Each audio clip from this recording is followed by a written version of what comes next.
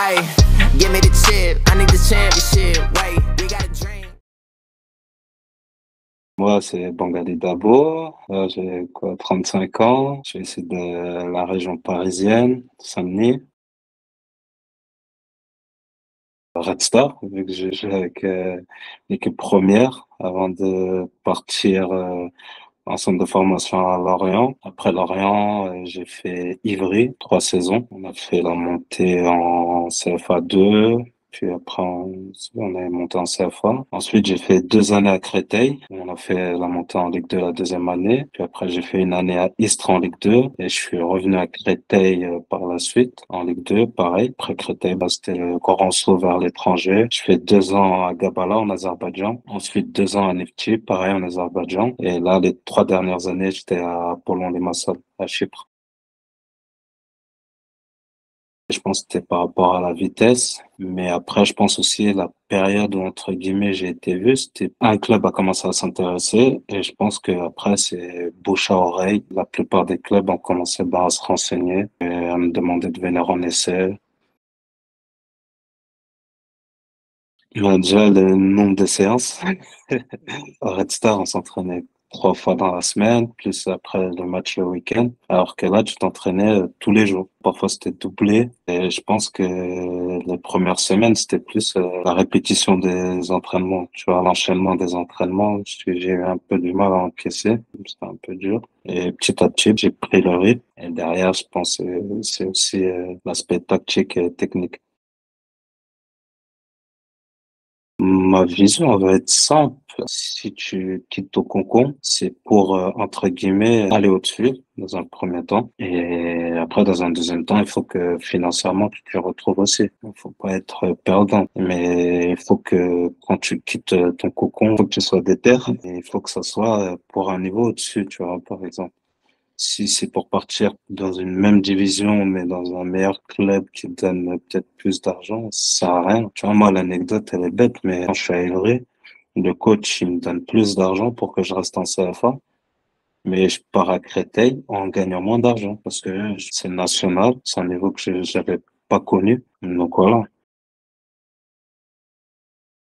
Tu as dû ne pas se prendre la tête. Un contrat pro, c'est facile à signer. Le plus dur, c'est de le garder. Et le plus important, je pense aussi, c'est de jouer. Parce que quand on est jeune et qu'on ne joue pas, je pense que ça peut être un grand frein. Tu as tout à apprendre à ce moment-là. De moins, tu peux te développer, surtout avec les seniors. Je pense que le plus important pour les jeunes, c'est d'être bien entouré. S'ils ne le sont pas, ben, ils savent ce qu'ils ont à faire. À partir du moment où tu joues et que tu travailles bien, il n'y a pas de secret. Sur 100%, c'est 90% mental. En vrai, c'est tout dans la tête. Si dans la tête ça va pas, les pieds ils vont être à l'envers. T'as des périodes où ça peut être compliqué. Et si mentalement t'es pas assez costaud, bah, sur le terrain, ça peut se ressentir. La décision, elle est venue assez vite, hein. Après, c'est vrai que j'avais plusieurs propositions en Ligue 2.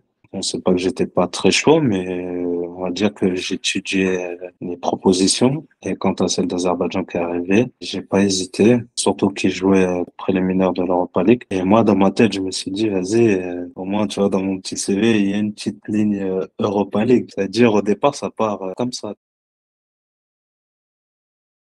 La première année, j'avais un coach qui rigolait pas, tu vois, mais c'est tout bête. Par exemple, nous, on s'entraînait souvent le soir. Ça veut dire toute la journée, on faisait rien.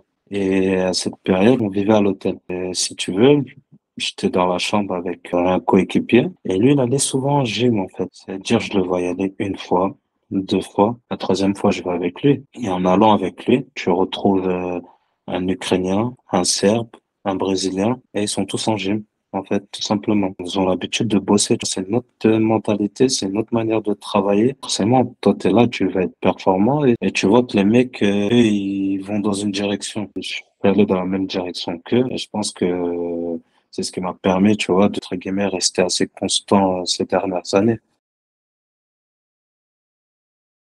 Ben, je pense que c'est pas mal.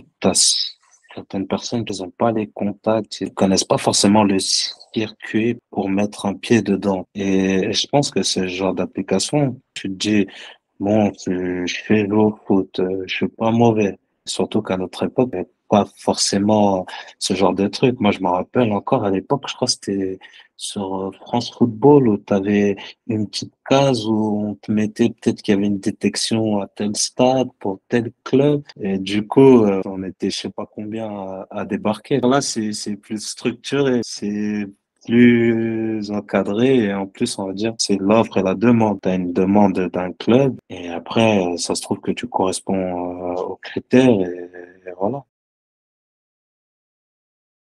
Et c'est sûr, tous les jours. Franchement, parce que moi, pour ma part, il m'est arrivé, par exemple, tu vois, j'ai été à Angers. C'est-à-dire, j'ai payé mon billet de train pour que 2 ans après, c'est eux qui me veulent. Donc, non, c'est sûr que c'est à notre époque, on avait eu la chance d'avoir ce genre de choses. J'aurais été un des premiers à m'inscrire.